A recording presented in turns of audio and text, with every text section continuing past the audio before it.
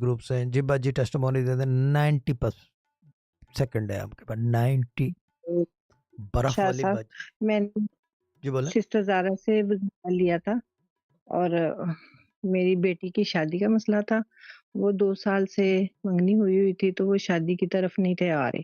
तो अल्लाह का शुक्र है, अब उन्होंने मंथ बता दिया है कि इस साल के एंड पे शादी हो जाएगी, दिसंबर के महीने में।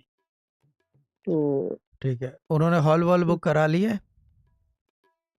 हाँ, ये तो नहीं पता ये चाची, पता करें ना, ये वो सारी बस चीज़ें जो जो जो शादी से पहले तैयारियां होती हैं उसके लिए तो लाजमी है पता करना, क्योंकि ये तो नहीं है कि इस तरह की चीज़ें। लेकिन अभी प्लस ग्रुप ना छोड़िएगा, वजीफा जारी रखें, ठीक है ना।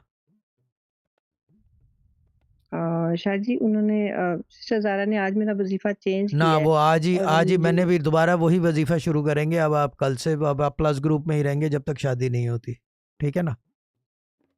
ठीक है, हाँ, काम हुआ तो नहीं है ये आपका अभी, आपका सिर्फ बात पक्की हुई है, ये पक्की होती है। और वो ये ना हो कि दिसंबर में बोलेंगे जी हम मार्च में करेंगे, फिर दोबारा वजीफा लेंगे। तो just let it go through, isn't it. ठीक है शाह जी, आप हाँ बता दीजिएगा